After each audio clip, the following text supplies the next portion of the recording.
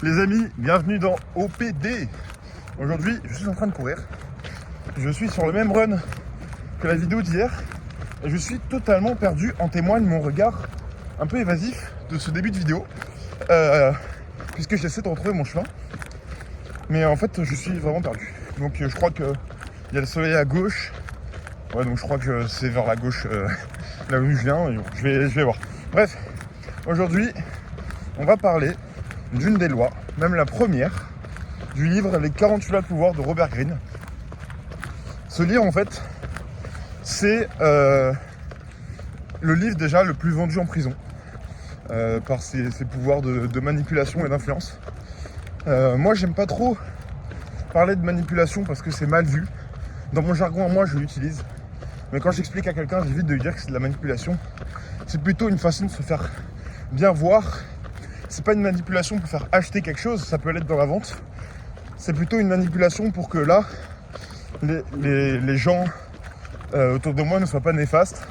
En tout cas, c'est ce que cette première loi va faire. Donc pour commencer dans le vif du sujet, la première loi, c'est ne jamais surpasser le maître. Ça veut dire quoi, ne jamais surpasser le maître?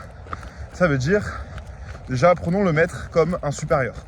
Ça peut être votre prof, votre père, un ami qui se prend pour quelqu'un qu'il n'est pas, qui se sent supérieur à vous. Ça peut être votre collègue, votre manager, votre patron. En fait, tout être supérieur à vous ou qui se sent supérieur à vous peut être le maître dans cet exemple. Et donc, notre ego a une envie certaine de surpasser le maître, de lui dire voilà, c'est moi qui est le plus fort, même si c'est pas le cas. Vous savez que vous n'êtes pas le plus fort et vous avez envie de lui prouver quelque chose, le ridiculiser, lui montrer que c'est pas le plus fort.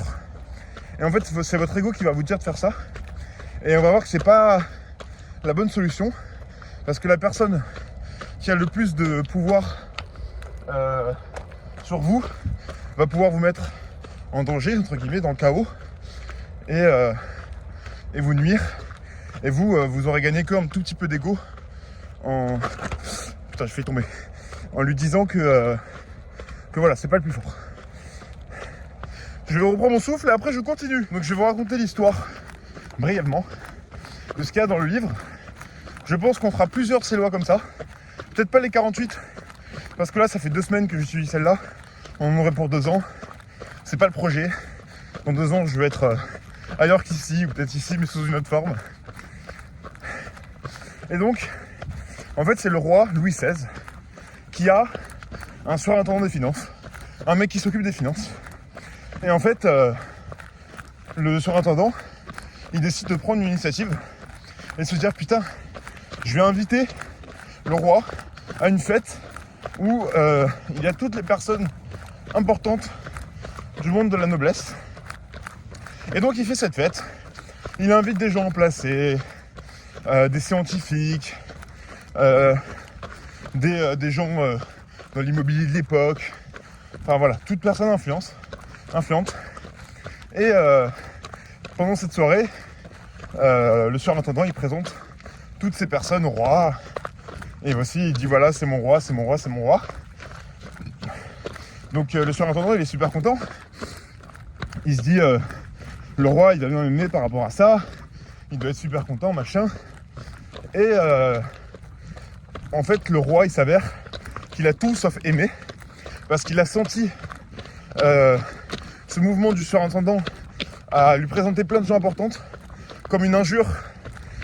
Comme s'il voulait lui montrer que lui aussi il connaissait du monde, qu'il avait du pouvoir, de l'influence, et de quelle manière il pouvait montrer comme ça son pouvoir devant lui, devant tout le monde, et en fait le ridiculiser. Et il fut exécuté quelques mois plus tard, en trouvant un prétexte. Le roi a trouvé un prétexte, et donc voilà.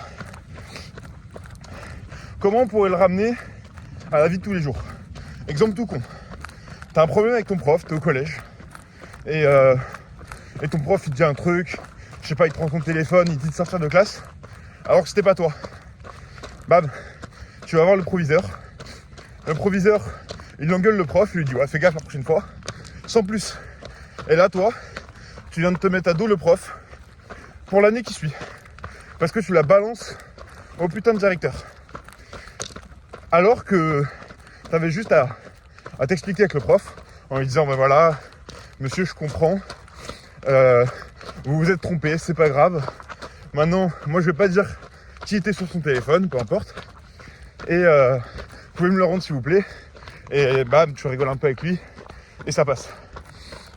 Donc voilà les effets positifs et négatifs que ça peut avoir. Maintenant, Robert Greene raconte l'histoire de Galilée qui en fait faisait des recherches et il y a des personnes de la noblesse qui le finançaient. Et en fait, quand il a trouvé, je sais plus, le théorème, les trucs à propos des anneaux de Jupiter, c'est la morale de l'histoire qu'il faut garder, les gars. Et ben, il est allé voir les gens qui le finançaient et il leur a dit voilà, grâce à vous, grâce à votre argent, j'ai trouvé ça. Et le public était là, oh, voilà, grâce à machin, Galilée, il a pu trouver ça. Et en fait, c'est là que les deux gagnent. Parce que Galilée, lui, il va continuer à toucher de l'argent des gens au-dessus de lui pour refaire des recherches, plus voir sa notoriété augmenter. Parce que c'est lui qui a fait la découverte. Et celui qui a fait énoncer, il a cru en Galilée. Donc, il a sa part du gâteau aussi. Voilà la preuve que ne jamais surpasser le maître, c'est bénéfique. Maintenant, vous allez me dire, les gens qui finançaient Galilée, en quoi c'est le maître? En fait, c'est juste la personne qui lui permet de faire ça. Prenons exemple de quelqu'un qui est vendeur en magasin et il y a son manager. Le manager, on va dire qu'il paye la personne, il lui apprend des trucs. Après, le vendeur, il peut faire de meilleures ventes que le manager parce qu'il a sa personnalité à lui. Et peut-être que sa personnalité plaît plus et qu'avec les conseils de son manager, il va avoir davantage d'armes pour pouvoir s'en sortir. Et donc, tourner dos à son manager et montrer au patron que l'on a vendu plus que lui, et ben le manager est toujours supérieur hiérarchiquement et donc il va avoir le dessus. Donc comment faire? Tout simplement dédier les conseils du manager. Voilà, merci. Grâce à ta formation, grâce à toi, j'ai réussi à faire ça. Je vous dis ça, c'est quelque chose que j'ai fait, que j'ai mis en pratique et je le pensais réellement. C'est-à-dire que en se disant ça, de penser toujours à son maître quand il nous a rien fait de mal, et ben ça ouvre une partie du cerveau qui se dit ok, si j'en suis là, c'est forcément grâce à quelqu'un qui m'a appris des trucs. Et donc la personne égoïste, elle va se dire c'est que grâce à moi, alors qu'elle a eu les conseils de la personne au-dessus de lui. Après, la personne intelligente, elle n'aura rien reçu de son supérieur et elle va lui dire merci quand même. Et là, du coup, on va rentrer plus dans de la manipulation. Et moi, ce que j'ai fait, c'est de la reconnaissance. Et voilà, j'ai noté cet apprentissage qu'il m'a fourni et j'y ai pensé à le faire. Maintenant, un dernier exemple pour cette vidéo, ça peut être le maître dans le sens où c'est un de vos potes qui prend beaucoup de place. Et ça, j'y réfléchis. En fait, il y a pas mal de personnes qui prennent beaucoup de place, qui parlent fort, qui répondent à tout. Et quand on est avec eux, les gens avec nous sont peut-être plus influencés que nous. Et toute la conversation porte autour de ce mec. Toutes ses remarques sont pertinentes. Tout ce qui est dit est important. Et quand on parle sans lui, comme si la conversation était plus basse, et qu'après il rentrait dans la conversation et il s'en finit jamais. Moi, je suis le genre de personne ça va énerver. Ce comportement va m'énerver. Et je me suis posé la question du coup, que faire? Et j'ai essayé du coup de contrebalancer ce truc-là et de prendre le lead à nouveau. Et en fait, j'ai remarqué qu'on rentrait dans une bataille tous les deux entre personnes influentes. Ce que je vous dis là, c'était il y a quelques années. Et ce truc, en fait, ça a créé une sorte de bataille où en fait, t'as une partie du groupe qui va vers l'un, une partie du groupe qui va vers l'autre. Tout ça, c'est des choses imperceptibles. Et il faut que je vous le dise pour que vous le voyez, en fait. Et moi, je le vois avec un œil reculé. Et c'est pas forcément moi quand je dis je. C'est une image. Et donc, il y a deux camps qui se font. Et les deux leaders, entre guillemets, se partagent le groupe et ils s'entendent pas. Par contre, si le premier leader restait leader et qu'on commençait à lui faire des compliments, à le suivre et ensuite prendre des initiatives que même le leader suit, et bien là vous commencez à être deux et vous avez juste à prendre quelqu'un, l'avis de quelqu'un en partie dans le groupe, disons on est 5, pour que la troisième personne soit incluse, la quatrième, la cinquième, ce qui annule tout effet de groupe, de leadership au sein du groupe et ça peut être très bénéfique. Alors là je vous dis ça, c'est un schéma de pensée où par exemple vous voulez aller dans un endroit ou alors vous avez une discussion qui tourne autour du pot de la même personne, il y a toujours un facteur. Après il y a des milliers d'exemples sociaux.